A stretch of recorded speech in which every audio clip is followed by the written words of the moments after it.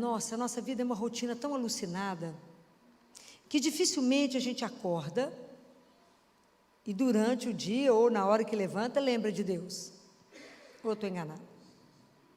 Porque tem que ter uma disciplina rigorosa, para que de manhã a primeira pessoa que você pense é nele, e não no emprego, no trabalho, ou na prova, naquele que você quer brigar, ou no que... Às vezes a gente já acorda tumultuado, agitado, ansioso. Estou falando mentira? Xingando que tem sol, ou que tem chuva, que tem... Não é assim? Dificilmente a gente acorda, desperta e fala: bença meu Pai, mexi inteiro a seu dispor. Dificilmente a gente lembra que temos uma pertença. Dificilmente. Tem que ter alguém que já tem que ter trabalhado muito essa caminhada. Então eu fico pensando que Jesus vem até nós em qualquer estação da nossa vida. Ele vem hoje com você com 20, com você com 40, com você com 80, com você com 10. Ele sempre vem. Em todas as estações da nossa vida, Ele vem nos encontrar. Porque Ele quer nos libertar dessa vida meio mais ou menos que a gente vive. Deixar a gente numa vida de uma outra qualidade que Ele deseja. A gente preso no nosso ateliê, no nosso mundinho, achando que a vida é só isso. Não entendendo que fomos chamados a uma vida. E não entender o que significa ser filho do Altíssimo. E muito mais viver como sendo filho dEle. Aliás, isso já nem passa na cabeça. Como é que é esse negócio? Falar, viver como filho de Deus. A gente não pensa. Aí eu fico pensando. Todo mundo que encontrou com Jesus não saiu ileso. Os cegos enxergaram, os surdos ouviram, os paralíticos andaram, o morto ressuscitou. Zaqueu, que ele não falou nada, mudou de vida? Ou ele deu alguma ordem para Zaqueu? Nada. Ele tinha capacidade impressionante de colocar as coisas no devido lugar. Filó, mas eles encontravam com Jesus, não é? E a gente não encontra? De verdade, não encontramos? Quantas eucaristias nós já fizemos até nesse momento? Inúmeras. Quantas? 20? Ah, que bacana! Às vezes até mais de 20. E o que de verdade isso transformou em nós? De verdade. Nem a água ficou igual diante de Jesus, gente, virou vinho. Até a água virou vinho. E nós que entramos e saímos da igreja, qual é o impacto desse Deus vivo em nós? Vivo. Já pararam para pensar nisso? Se hoje eu leio a palavra e penso, de verdade, quem é Deus? Quem é Jesus na minha vida? Pessoa que viveu 2000 anos atrás, por que pode estar fazendo alguma diferença para mim hoje?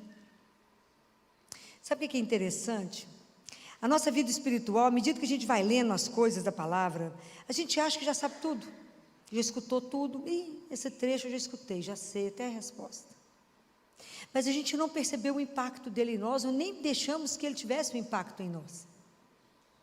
Então a gente fica, dado que a nossa vida espiritual já está construída,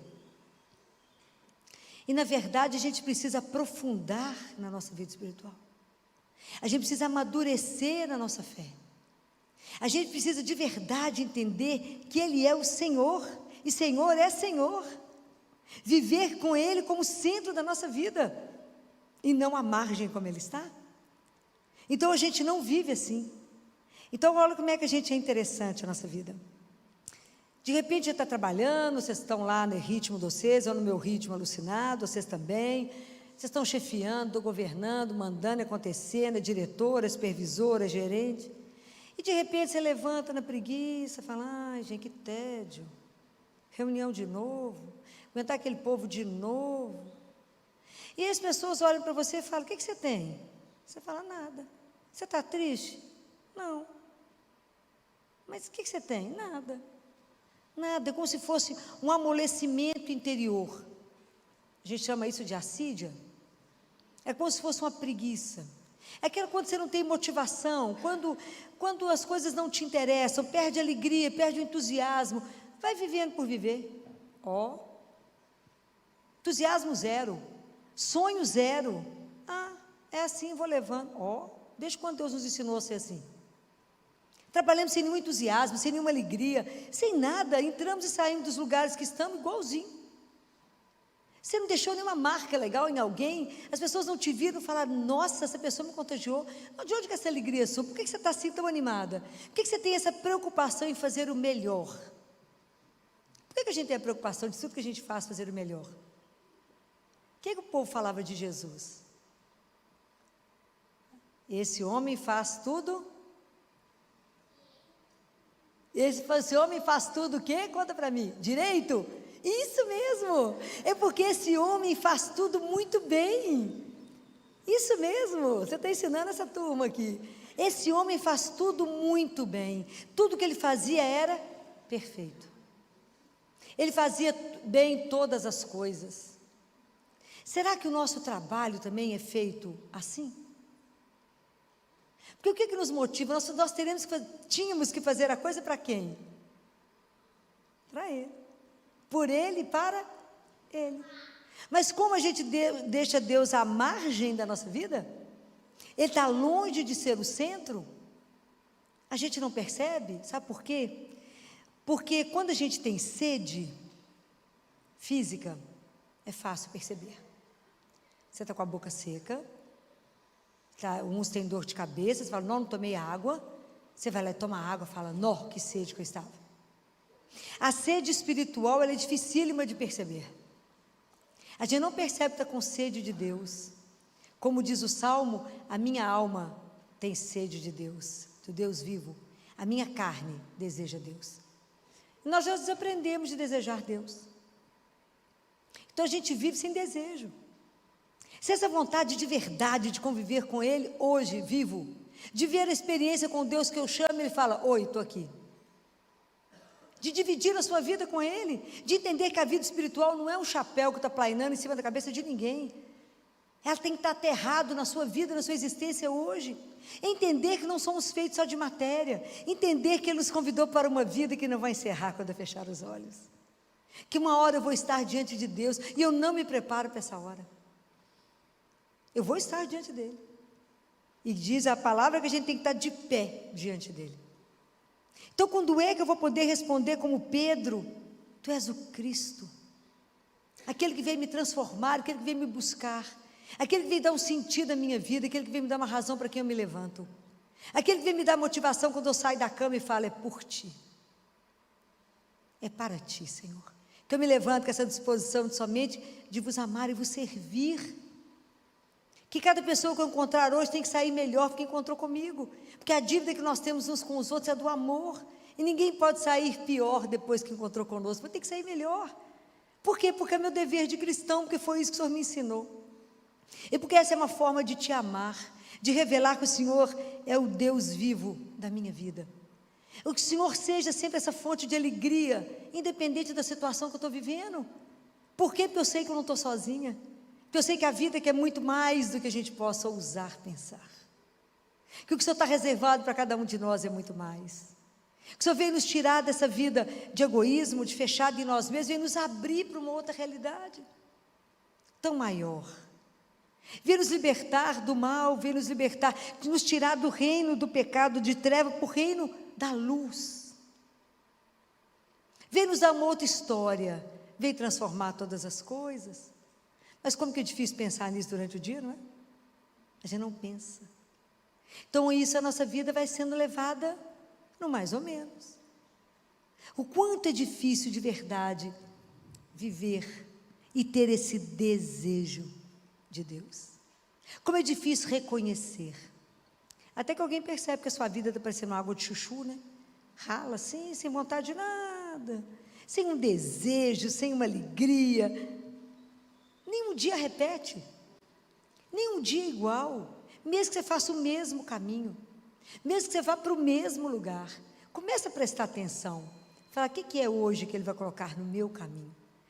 Acorda e fala, qual será o desejo de Deus para mim hoje? Como é que será que Ele me deseja hoje? Como é que a gente precisava pensar mais nele, né? E levar a sério a nossa vida espiritual. A gente não leva a sério a nossa vida espiritual. E ela é urgente. É preciso que a gente comece a cuidar do nosso coração, da nossa alma, que não está sendo nutrida, não está sendo alimentada. Participar, fico imaginando, né? A paciência, a delicadeza de Deus, que nunca desistiu de nós. Permanece vivo ali, ó, só esperando a sua visita. Que cada um de nós que recebeu a Eucaristia, recebe Ele vivo. E pode conversar com Ele, pode chorar, pode contar um problema, pode ali levar um problema e falar com Ele, qual a solução? Entregar e falar com Ele, Jesus, vim trazer isso para o Senhor, porque somente o Senhor vê, me dá o caminho, porque eu estou aqui somente para vos amar e vos servir. O tempo é curto, o tempo é tão curto, Senhor, daqui a pouco o Senhor já me chama, acabou, não me deixa passar ao largo da vida. Como é que nós vamos, se a gente não renova essa esperança em nós, como é que renovamos isso no irmão? Não renovamos. E nós cristãos hoje temos que brilhar nesse mundo, tem que ter um ponto de luz nesse mundo tão escuro, não podemos ter medo. Jesus falou, não tenhais medo, por quê? Eu estou aqui, hoje, vivo. Como eu desejo que vocês tenham coragem, assim como Pedro, de dizer, tu és o Cristo, o Filho de Deus vivo. Tu és o Cristo que eu recebo na Eucaristia. Tu és o Cristo vivo ali, ó, no sacrário, que de uma forma misteriosa está ali, encarnado. É uma forma misteriosa. Que eu não preciso de te ver, Senhor, o Senhor me vê quando eu chego. E conforme Ele diz, a alma é transformada a partir do momento que ela chega ali. Mas somente o Pai e o Espírito Santo sabem o que eu faço na alma de alguém que vai me visitar. Mas Jesus, mas eu vou ficar ali quanto tempo? Ele fala com o monge, não preocupa quanto tempo você vai ficar aqui, o tempo que você ficar aqui, o seu trabalho eu modifico. O dia que a gente aprender esse caminho curto, hein? O dia que a gente entender que a gente não faz as coisas pela força das nossas mãos, pela nossa sabedoria, pela nossa capacidade. Mas o dia que a gente entender uma coisa que Ele disse, sem mim, nada podeis fazer, mas nada é nada. Então, por dia que a gente aprender a pedir a Deus a graça da infância espiritual, e confiar nele como um menino confia de olho fechado, e dizer, Senhor, me conduza, o Senhor me chamou à vida, e me ajude a vivê-la com a dignidade de filho, me ensina a ser filho de Deus, me ensina a viver da confiança, do abandono, nas suas mãos. Sei que o Senhor vai me levar para os melhores lugares, mesmo que a gente passe problemas difíceis, situações difíceis que a gente não sabe o caminho, mas quem sabe? Ele. Essa confiança, esse abandono, essa entrega, fala, Senhor, apenas sei que é caminho de mão dada, se o Senhor sabe, está tudo certo. Mas para isso, não vamos conseguir que Jesus seja o Senhor da nossa vida, se a gente não tiver uma disciplina espiritual. Isso inclui a Eucaristia. Eu vou morrer falando com vocês. Vá à missa diariamente. Receba Jesus diariamente. Encontrem com Ele. Permita esse encontro, como dizia Padre Pio, esse mistério, o Senhor em mim e eu em Ti. É mistério demais. Porque o dia que Deus couber a nossa cabeça, Ele deixou de ser Deus. Esse mistério. Imagina que Ele nos permite ser alimentado por Ele. Isso é uma das coisas mais... Mas é o maior tesouro da igreja, é Jesus vivo, gente. Ele não foi embora, Ele permaneceu. Isso é uma coisa alucinada. Imaginar que eu posso vir aqui conversar com Ele a hora que eu quiser, igual o povo conversava, só que eu não vejo, eu não pego nele. Mas eu venho aqui e falo, Jesus, vem cá te contar uma coisa. Porque Ele já sabe, a gente conta de novo, e Ele tem paciência de ouvir. Ele é tão educado. Mas Ele jamais vai nos obrigar, jamais. Mas eu vou pedir a vocês, insistam nisso, peçam a Ele a graça. Filó não tem hora, já sei com vocês que lá na Santa Rita tem missa às 6 horas da manhã, tem missa que é 6h30, tem missa que é 7, tem missa que é 8, tem missa quanto é horário, de acordo com a sua agenda. Pergunta para Ele que Ele te dá o lugar. Confesse, faça adoração, veja a sua vida espiritual, leia a palavra, medite, para que você se encha, para que a hora que vier as dificuldades, você saiba se posicionar. Ou que você tiver uma decisão para tomar no seu trabalho, que você tome baseado na palavra de Deus. Por quê? Porque você é filha dele. Então todas as nossas atitudes têm que revelar aquilo que eu creio. aquele que é meu Pai. Era tão interessante que eles falavam que Jesus ficava como se estivesse no colóquio com outra pessoa. As coisas acontecendo, Jesus conversando. Com quem? Com o Pai. Passava horas com ele conversando, horas. Passava noite adentro com o Pai dele. Porque tudo que ele queria fazer era para agradar o Pai. Fazer a vontade do Pai. Lembra do encontro dele com a samaritana?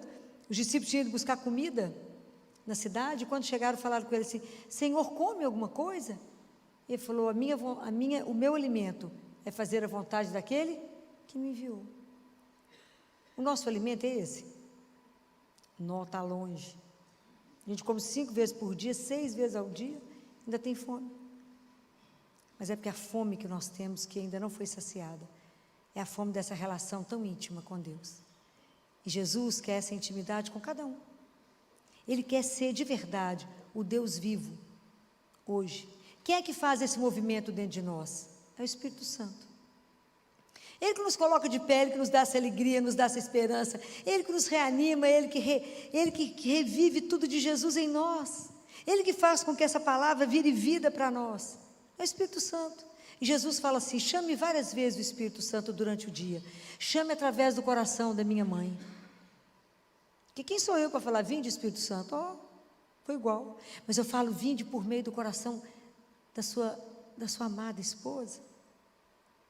Ele virá para pôr fogo em nós, Ele virá para nos colocar de pé de novo, Ele virá para nos dar vida, para nos dar coragem, para nos dar alegria, e fala: vamos caminhar, tem ainda muita coisa para vocês andarem, vocês ainda têm que testemunhar muito Jesus, nós temos que dar testemunho de que Ele é um Deus que não morreu, que Ele ressuscitou, mas nós cristãos temos que estar vivos, não é? Não podemos ser aquele povo. A marca do cristão tem que ser a alegria. Temos que ser reconhecidos pela alegria. Eles têm que olhar e falar: gente, que povo é esse? Que felicidade é essa? Por que essa razão dessa alegria? Ela está sabendo, não? Não, por causa de Jesus.